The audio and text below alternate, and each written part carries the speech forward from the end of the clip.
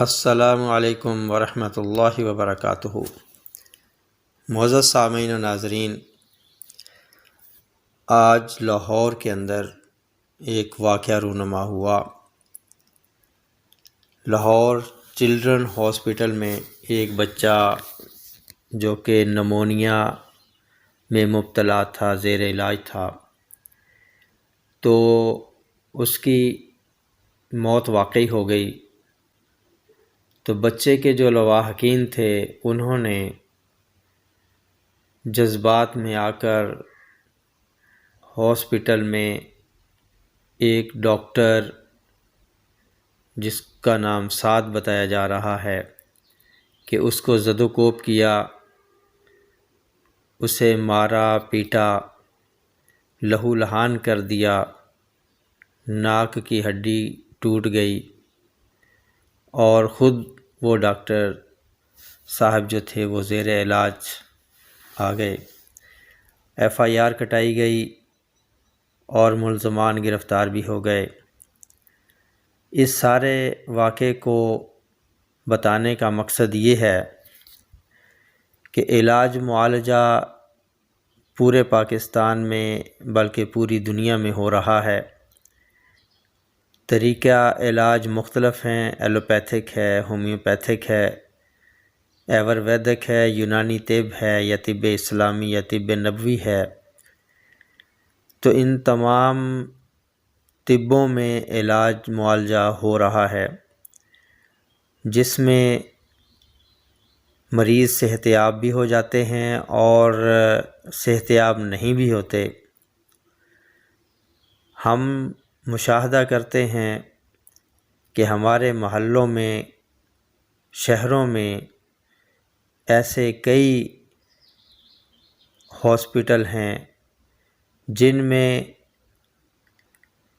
کبھی نہ کبھی کوئی ڈیڈ باڈی ڈسچارج ہوتی نظر آتی ہے۔ اس میں معالج کا قصور نہیں ہوتا۔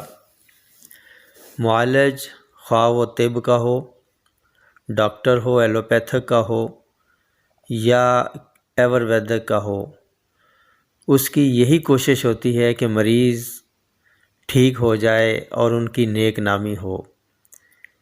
اگر کسی سبب سے مریض صحت یاب نہیں ہوتا اور اس کا انتقال ہو جاتا ہے تو جذبات میں جو لواحقین ہیں وہ سارا ملبہ ڈاکٹر، حکیم یا طبیب پر ہی ڈالتے ہیں، جبکہ ایسا نہیں ہے۔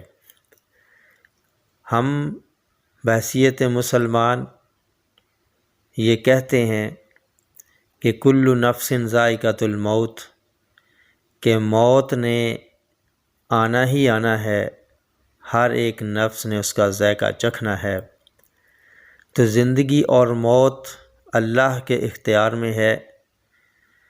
زندگی جب باقی ہے تو ساری دعائیں بھی کام آتی ہیں، اور جب زندگی ختم ہو جاتی ہے تو پھر اچھی سے اچھی دوائی بھی کارگر ثابت نہیں ہوتی۔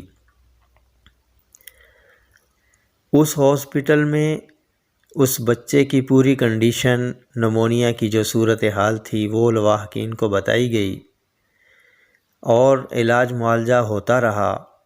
ظاہر ہے ایسی صورت میں مریض کو ریفر گھر تو نہیں کیا جا سکتا، ڈسچارج تو نہیں کیا جا سکتا۔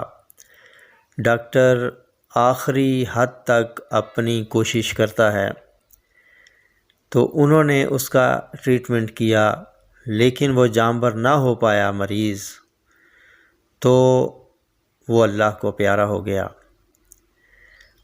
تو یہ زندگی اور موت اللہ کے اختیار میں ہے۔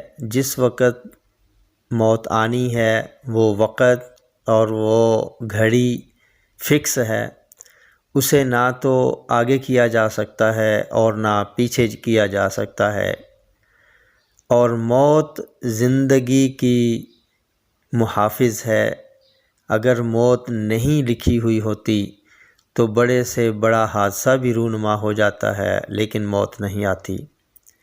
تو سمجھداروں کے لیے یہاں یہ ایک اشارہ ہے کہ زندگی بچانے والا نہ تو ڈاکٹر ہوتا ہے اور نہ طبیب ہوتا ہے، زندگی بچانے والا میرا اللہ ہی ہے، اور موت دینے والا نہ تو ڈاکٹر ہے نہ حکیم ہے، موت بھی اللہ کے حکم سے ہی آیا کرتی ہے۔ تو اس ایمان کو ہر مسلمان کے لیے اپنا ایک مشعل راہ بنا لینا چاہیے اور اپنا ایمان بنا لینا چاہیے کہ زندگی بھی میرے اللہ کے پاس ہے اور موت بھی میرے اللہ کے حکم سے ہے، اور یہ اسباب ہیں جو ہم علاج کرتے ہیں، طبیبوں کا، حکماء کا، ڈاکٹروں کا یہ شیوا ہے کہ انہوں نے مریض کی جان بچانی ہے۔ وہ تو اپنی کوشش کرتے ہیں، مگر یہ کوشش تبھی کارگر ثابت ہوتی ہے جب اللہ کا حکم شامل حال ہو۔ اسی لیے تو حکماء حضرات، ڈاکٹر حضرات هو شافی لکھتے ہیں کوئی بھی نسخہ لکھنے سے پہلے۔ اس کی وجہ یہی ہوتی ہے کہ نسخہ تو ہم لکھ رہے ہیں مگر شفا اللہ تعالیٰ ہی دیتا ہے۔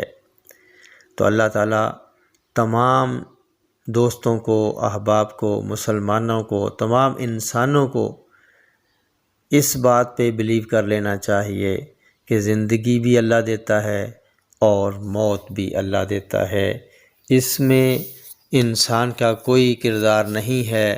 انسان تو صرف ایک سبب کے طور پر استعمال ہوتا ہے، وہ ڈاکٹر ہو جائے، طبیب ہو جائے یا ہومیوپیتھ ڈاکٹر ہو جائے، وہ سبب کے طور پہ استعمال ہوتا ہے، لیکن میرے اللہ کا امر جو ہے وہ ہمیشہ غالب ہی رہتا ہے۔ السلام علیکم ورحمۃ اللہ وبرکاتہ۔